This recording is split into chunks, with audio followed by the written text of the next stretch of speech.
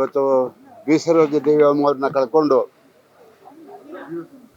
ಒಂದು ಚಿತ್ರರಂಗ ಅನಾಥವಾಗಿದೆ. ಬಹುಶಃ ರಾಜ್ಕುಮಾರ್ ತೀರ್ಕೊಂಡಂಥ ಸಂದರ್ಭದಲ್ಲಿ ನಾವೆಲ್ಲರೂ ಕೂಡ ಆ ನೋವನ್ನು ಅನುಭವಿಸಿದ್ದೇವೆ. ಇವತ್ತು ಅವರ ಸಮಕಾಲೀನರು ಪಂಚಭಾಷೆ ತಾರೆ. ಯಾಕೆ ಅಂತ ಹೇಳಿದ್ರೆ ಒಬ್ಬ ಕನ್ನಡತಿ ಪಂಚಭಾಷೆಯಲ್ಲಿ ನಡೆಸೋದಿದೆಯಲ್ಲ, ಅದು ದೊಡ್ಡ ವಿಷಯ.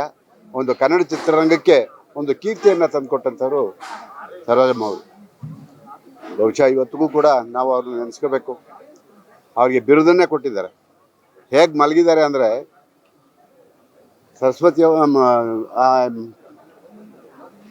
ಅವರು ಒಂದು ಬಿರುದು ಕೊಟ್ಟಿದ್ರು ವಿ ಸರೋಜ ದೇವಿಯವರಿಗೆ.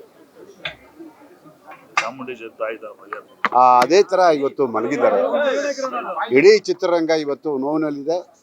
ಬಹುಶಃ ಅತಿ ಹೆಚ್ಚು ಚಿತ್ರಗಳನ್ನು ನಡೆಸಿದ್ದು ಬಹುಶಃ ನಾವು ಚಿತ್ರರಂಗಕ್ಕೆ ಬರುವಾಗ ಅಭಿನಯ ಸರಸ್ವತಿಯನ್ನು ನಾವು ಬಿರುದನ್ನು ಕೊಟ್ಟಿದ್ರು. ಅದೇ ರೀತಿ ಮಲಗಿದ್ದಾರೆ.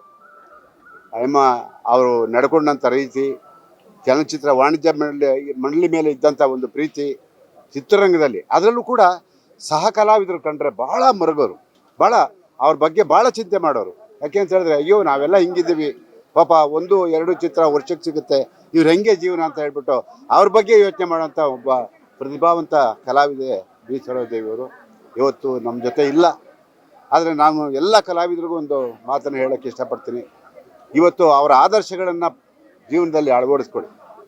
ಇವತ್ತು ಅವರ ಆದರ್ಶಗಳನ್ನು ಜೀವನದಲ್ಲಿ ಅಳವಡಿಸ್ಕೊಂಡು ನಮ್ಮ ಕಲಾವಿದರು ಕಲಾ ಸೇವೆಯನ್ನು ಮಾಡಬೇಕು ಅಂತ ಹೇಳ್ಬಿಟ್ಟು ನಾನು ಅತ್ಯಂತ ಕಳಕಳಿಯಿಂದ ಮನವಿ ಮಾಡ್ತೀನಿ.